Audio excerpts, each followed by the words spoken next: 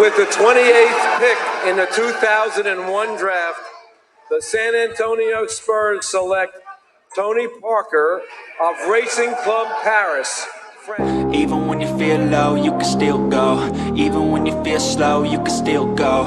Even when there's no hope, you can still go. I never answer to no, man, I still go. Go, go, go, go, go, go, go, go, go, go, go, go, go. Hustle hard, hustle every single day. I'll be making moves till I'm buried. When 19-year-old Tony Parker was drafted in 2001, the arguably second best player in the draft behind Pau Gasol was drafted at number 28 overall by the Spurs. The reason he fell so far was because before Tony, there was only one other Frenchman that had been drafted in the first round before him, and that was Frederick Weiss. If you don't know who that is, then does Le Dunk de l'Amour or Dunk of Death sound familiar? Yeah, he was that 7'2" Frenchman that Vince Carter literally jumped over in the 2000 Sydney Olympics, leaving the entire basketball world and Vince's cousin T-Mac speechless. Hands down, I had never seen anything like that. I mean,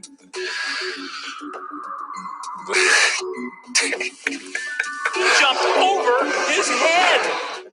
Okay, moving on. Even though Frederick Weiss had been drafted 15th overall by the Knicks in 1999, he never played a minute in the NBA.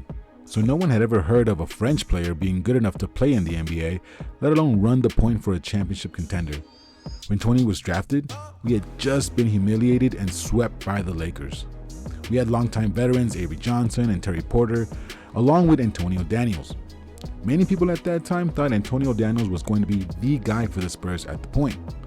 Antonio, though, wasn't really a natural point guard and was more of a shooting guard, slasher, and Antonio was also Tim Duncan's best friend at the time. To Duncan's surprise, here comes along this little Frenchman that only after 5 games in his rookie year takes over the starting point guard position, a spot that he wouldn't relinquish for the next 16 years. His speed, fearlessness at the rim, and high basketball IQ for a 19-year-old helped him earn the respect of his veteran teammates. He would have to endure borderline abusive coaching from Pop, but Tony's career was moving forward as fast as he was on the court. In his first playoffs, his most memorable game came against the then Seattle Supersonics in a showdown versus NBA defensive great and Hall of Famer Gary Payton. TP showed that he was not backing down from the glove and ended up scoring 23 points on 10 of 15 shooting with 4 assists, 5 rebounds, and a steal, showing Spurs fans why they had every right to feel really good about the future of Tony and the Spurs.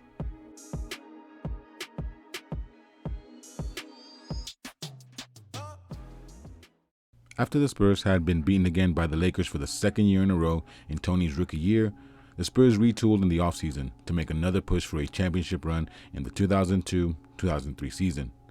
During the year, TP showed he wasn't having a sophomore slump and increased his scoring average from 9 to 15 points, improved his assists, and shot 50% from 2-point range. Around the league, he earned the respect from his opponents for his speed and quickness along with his teardrop. He started every game and was able to be in the finals in his second year thanks to the MVP play of Tim Duncan. However, in his first NBA Finals, the New Jersey Nets had the premier point guard in the league with Jason Kidd. Kidd had taken these Nets to the finals for its second consecutive year when they played the Spurs in 2003. He nearly single-handedly kept these Nets in the series and could have possibly pulled the upset in the clinching Game 6 if it not for our young point guard, Speedy Claxton. Yes, that's right. Tony had started to wilt under the pressure of Jason Kidd and the finals that he was benched in Game 6 to close out these Nets. Speedy was able to steady the ship with timely jumpers that would slow down these Nets and their runs. This is something that would follow Tony around in the future and set up an offseason that would determine how a dynasty was built in San Antonio. After the Spurs won the title in 2003, the next immediate order of business would be to lock down the services of the future Hall of Famer Jason Kidd, to pair up with a prime Tim Duncan and a star in the making Manu Ginobili. The Spurs rolled out the red carpet and felt really good about their chances. And why wouldn't they?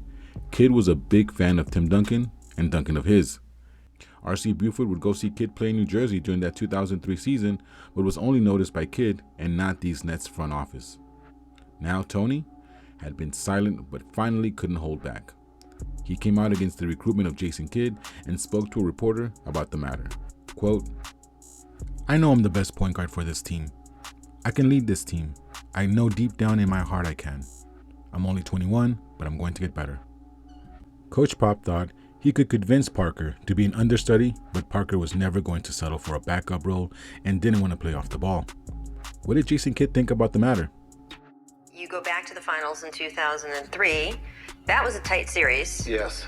You almost beat the Tim Duncan Spurs, but you did not. And what really struck me was that over that next summer, the Spurs then turned around and tried to recruit you.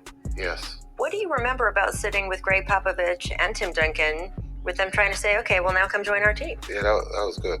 After we lost that, it got really interesting because then the Spurs come call in and ask would I come join them. And I did say yes. You did? I did say yes. You said yes. I said yes in San Antonio because when I went down on my visit with Pop and Tim, I said yes. And then I went home. And then things got changed a little bit because we did so much in a short amount of time. I just thought, oh man, we can just keep this thing going. The only thing I regret is what would have happened with Tim, Tony, and Ginobili. Sometimes I think about what would have happened. Probably a couple championships. That's still a question that some Spurs fans may still wonder about. How many championships would we have won in a row? How many championships would we have won in total? Those will be questions that will forever go unanswered. Tony was now the unquestioned point guard of the Spurs' future, and he didn't want it any other way. The era of the Big Three was born.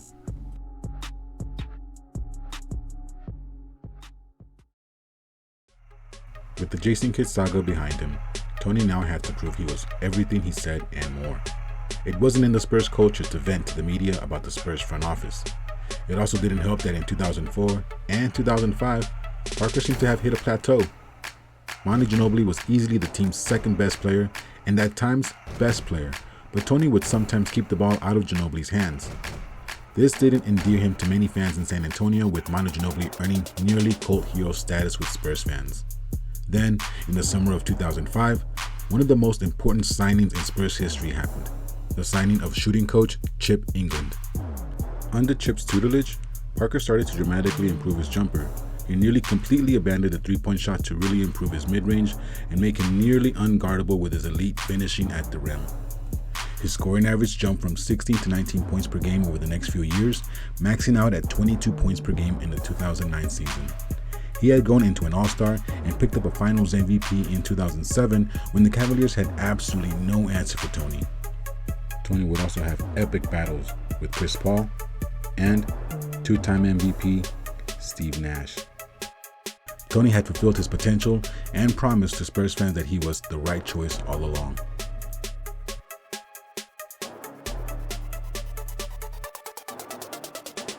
When the Spurs reloaded yet again for another championship run in the mid-2010s, Tony was still close to the top of his game.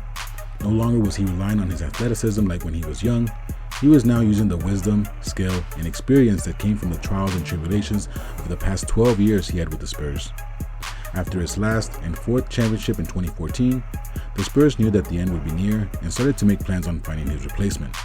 Tony and the Spurs, however, again wouldn't see eye to eye on his future.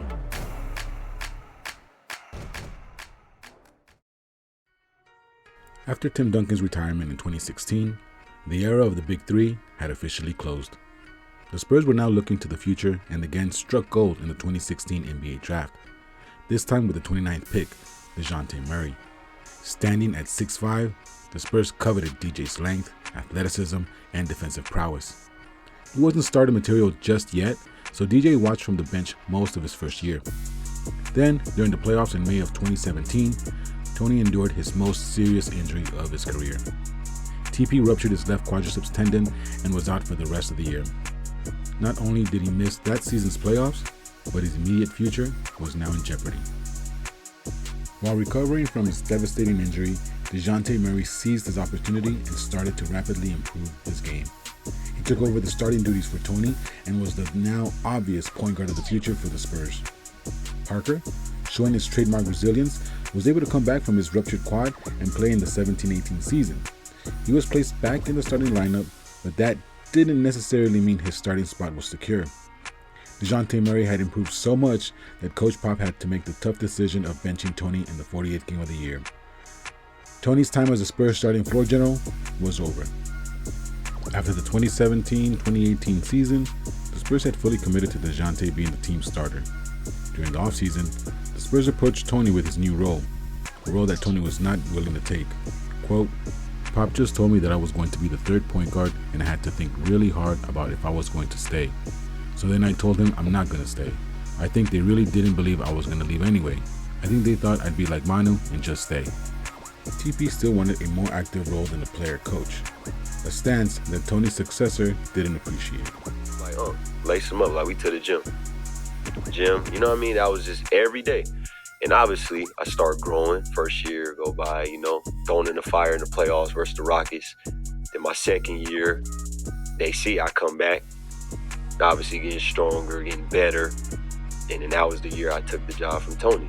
Pop brought us in the office. You know what I mean? He told Tony ain't like it. You know what I mean? And I know he didn't like it. You feel me? Because if he liked it, he would have mentored me the way he should have. Right? To the disbelief of Spurs fans, Tony did leave and played one last year in Charlotte. He was able to show his fans that he still had enough left in the tank to continue playing at a high level. After his final season, he did come to a realization. Now, a couple years ago, you were pretty adamant to me you were going to play 20 seasons. Yes, of course. And I wanted to play 20 seasons. And I still think I can play. I had a good season with the Hornets and I was healthy. But at the same time, if it's not with the Spurs, now I don't see any reason to play 20 seasons.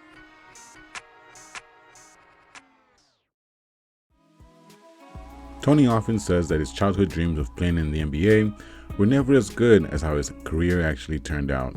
For Spurs fans, we also never could have anticipated the heights that Tony would reach. Tony took on challenges head on with the determination that only the greatest players have. In Spurs history, he ranks first in total assists, fourth in total points, third in total field goals, fifth in total steals, and second in total games played. And when someone says that he owes his success to Tim Duncan, Tony might be the first to agree with you.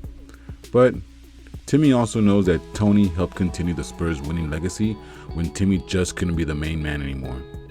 Tony is not only the best point guard in Spurs history, he's one of the best in NBA history. Now, he can also call himself a Hall of Famer. Merci Tony.